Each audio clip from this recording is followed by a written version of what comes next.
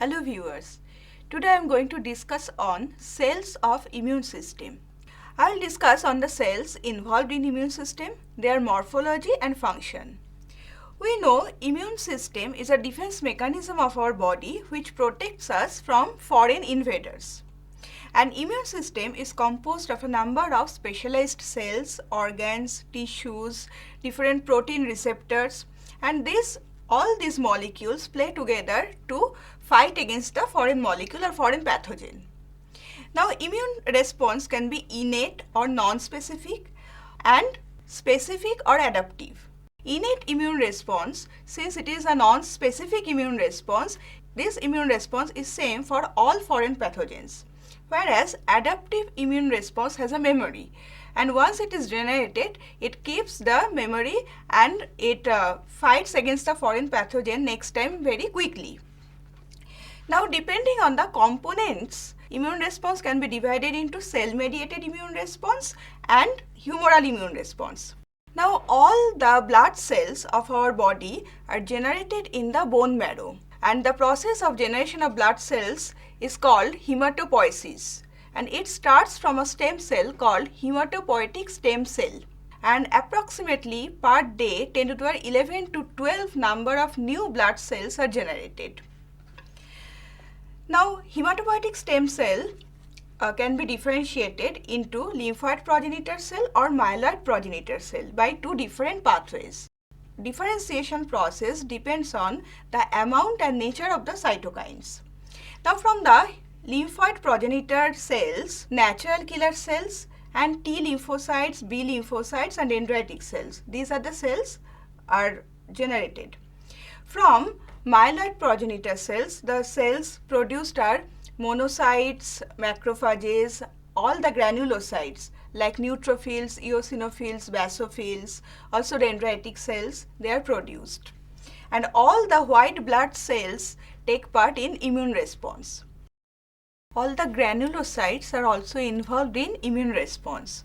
The granulocytes are also called polymorphonuclear leukocytes because their nucleus is irregular shaped and divided into 2 to 5 lobes.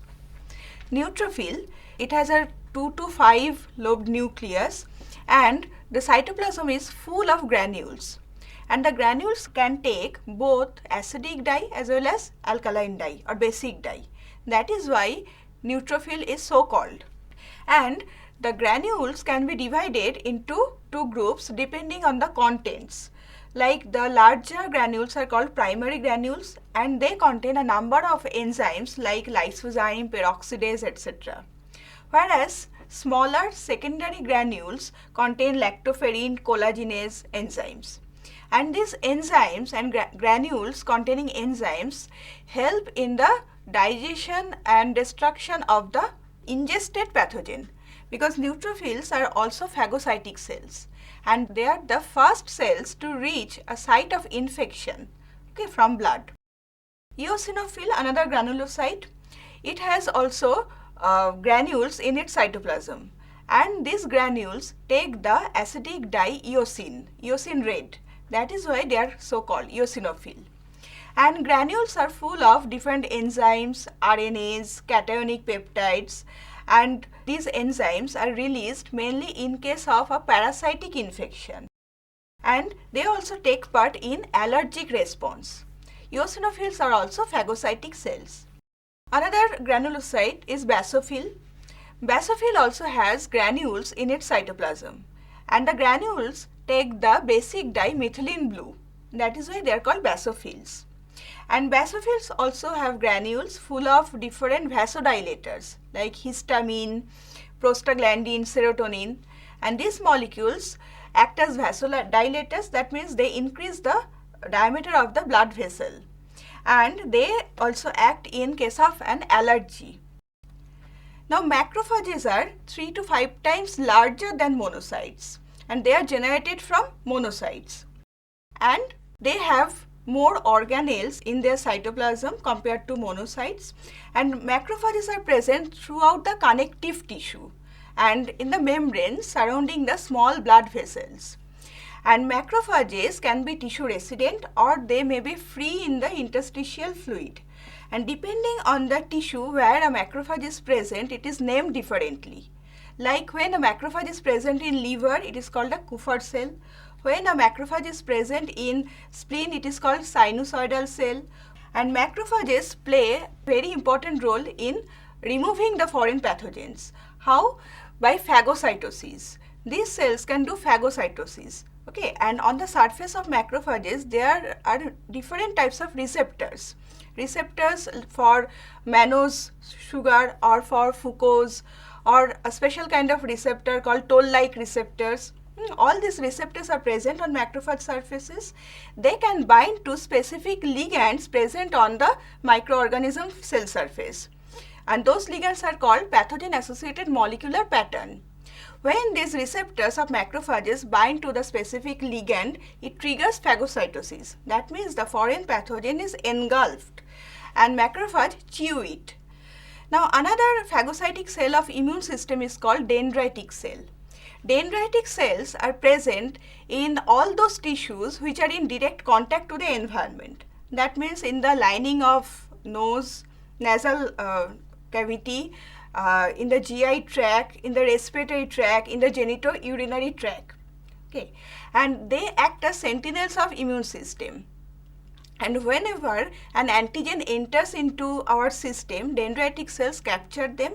Then dendritic cells migrate to the nearest lymphoid tissue like lymph node or spleen, and they present the antigen to other cells of immune system, mainly to T lymphocytes. Now T lymphocytes get activated and they differentiate. Another very important cell of immune system is mast cell. Mast cells are generated from their precursors. These precursor cells, they come to blood. In blood, they mature into mast cells. Mast cells then move to different tissues. Mast cells also have granules in their cytoplasm, and the granules are full of different vasodilating molecules like histamine, prostaglandin. So mast cell also takes part in allergic responses. They are non-phagocytic cells. Now I will tell you about lymphocytes, very important cells of immune system. They constitute almost 20 to 40% of white blood cells. And lymphocytes can be divided into three groups like T lymphocytes, B lymphocytes and natural killer cells. T lymphocytes are generated in bone marrow like all other blood cells. Then some of the lymphocytes move to or migrate to a gland called thymus, which is present above the heart. Now in the thymus, those lymphocytes mature. That is why they are called T lymphocytes. So T lymphocytes actually generate in the bone marrow and mature in the thymus. From thymus, they come to the blood. And during their maturation in thymus, they express receptors on their surface. These receptors are called T cell receptors. These receptors play an important role in the immune response. T lymphocytes can be of many types like T helper cells, T C cells or T cytotoxic cells, T regulatory or suppressor cells. T helper cells can recognize antigen presented by a specific surface marker protein MHC class II on the surface of phagocytic cells like dendritic cells, macrophages. When a T helper cell recognizes that complex, it gets activated and it starts differentiation. Now after differentiation, they produce a clone of cells. Some of them are called effector T lymphocytes, some are called memory T lymphocytes. Effector T lymphocytes show the effect immediately. They secrete a number of molecules called cytokines.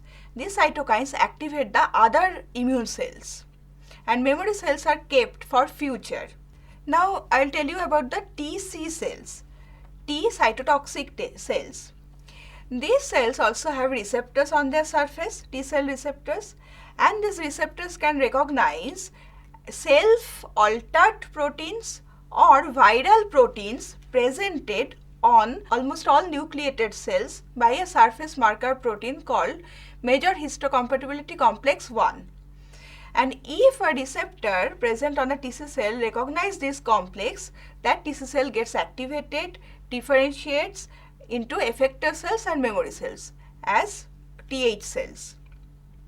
Another group of T lymphocytes is called T regulatory cells.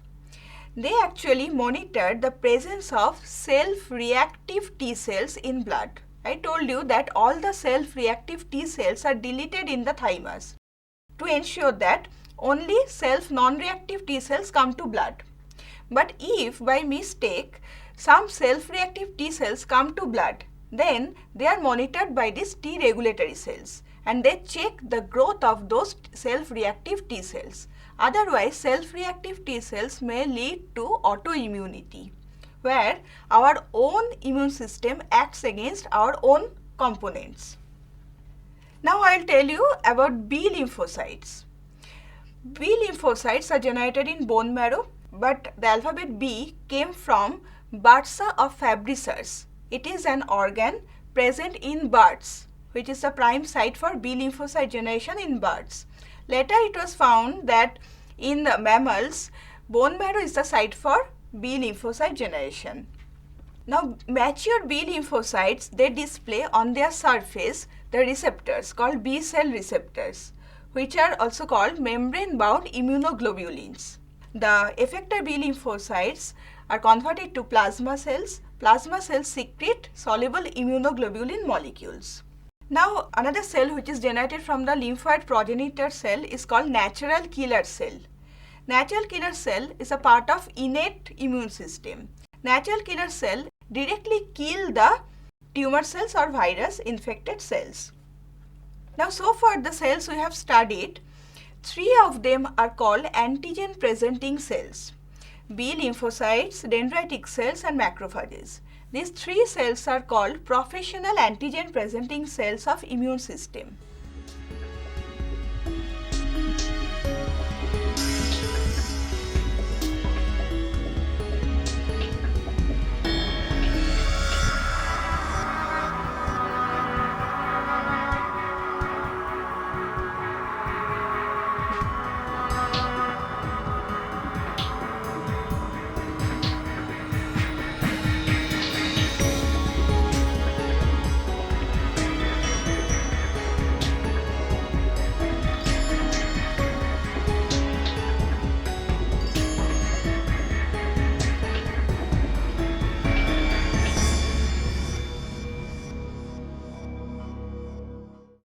Now organs of immune system can be divided into 2 groups: primary organs and secondary organs.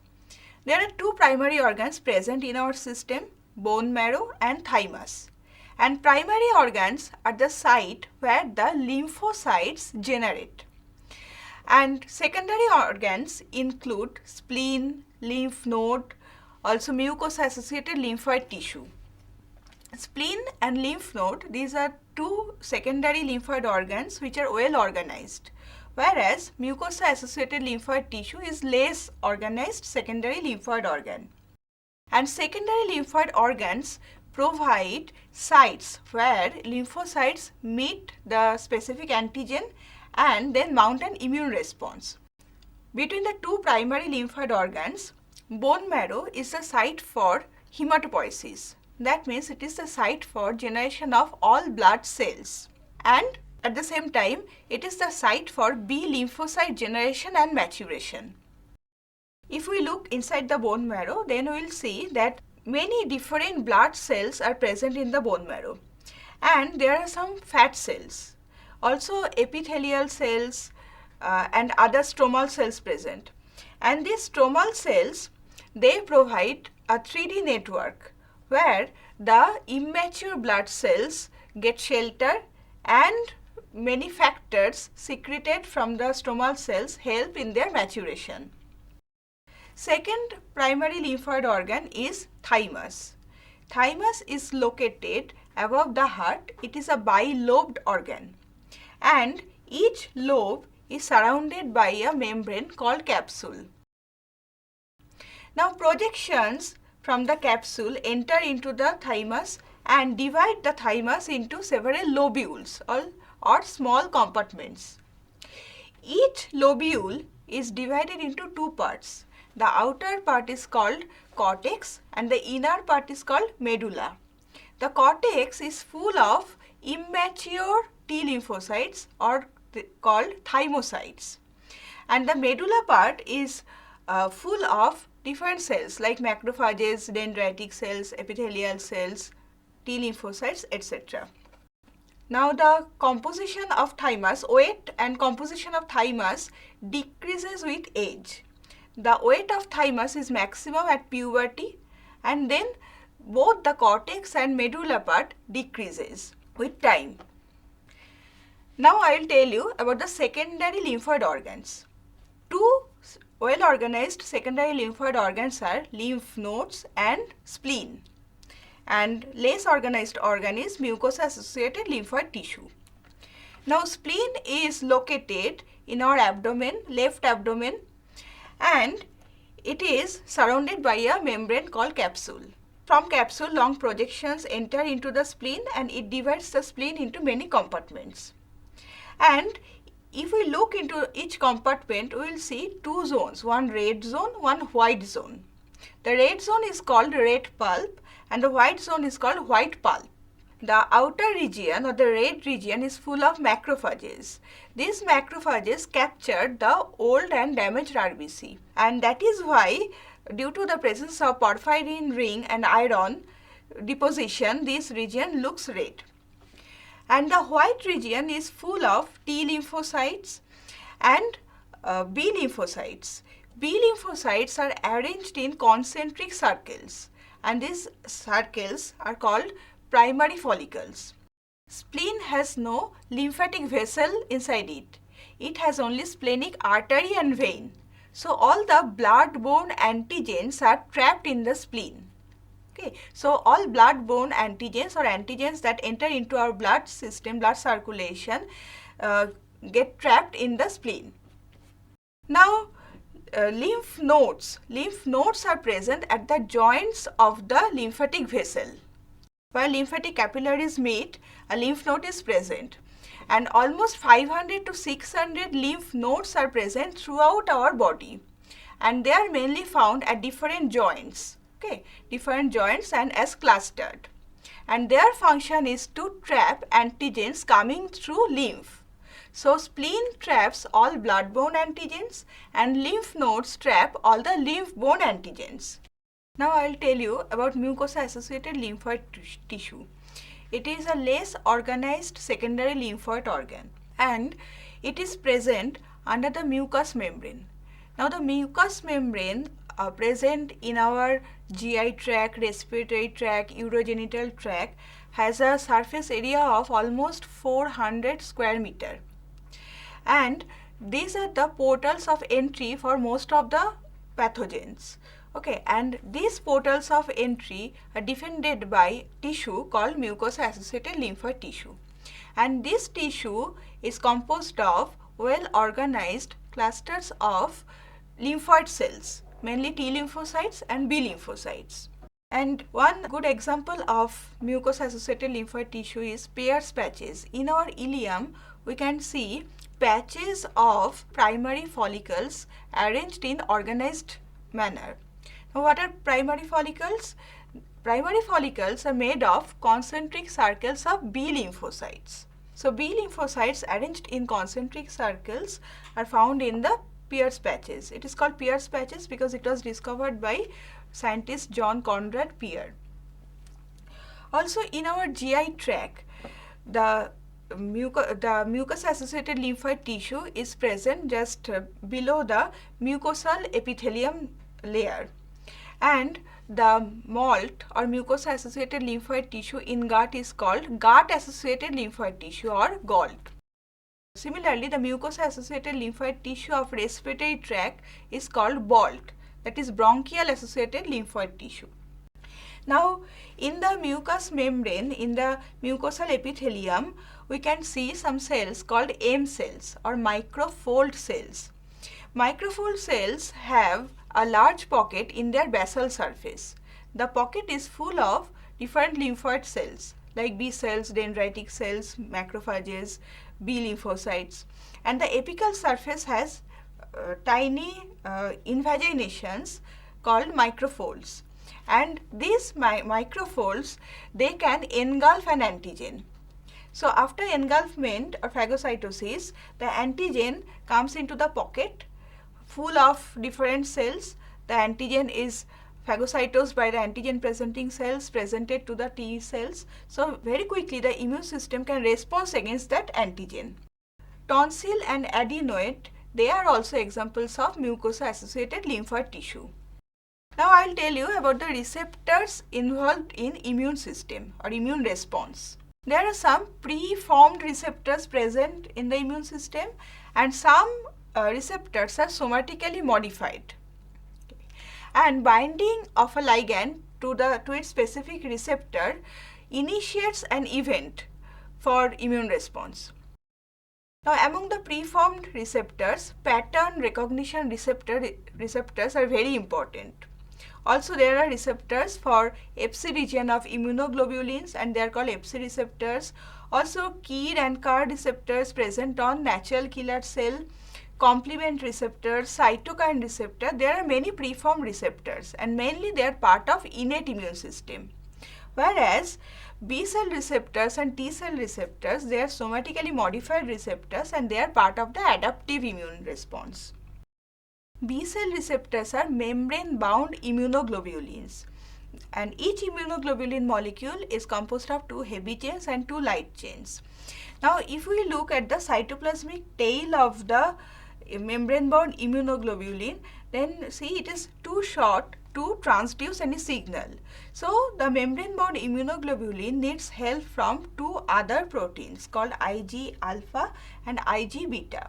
So as soon as a B cell receptor or membrane bound immunoglobulin binds to an antigen, some conformational changes occur at the membrane bound region, and it activates the Ig alpha, Ig beta, and it transduces the signal. Now as soon as a B cell gets activated, it differentiates into plasma cells and memory cells. Plasma cells secrete immunoglobulin molecules of same specificity, whereas T cell receptors they are also membrane bound receptors, and they are made of 3 pairs of peptides: alpha, beta, gamma, delta, and 2 epsilon.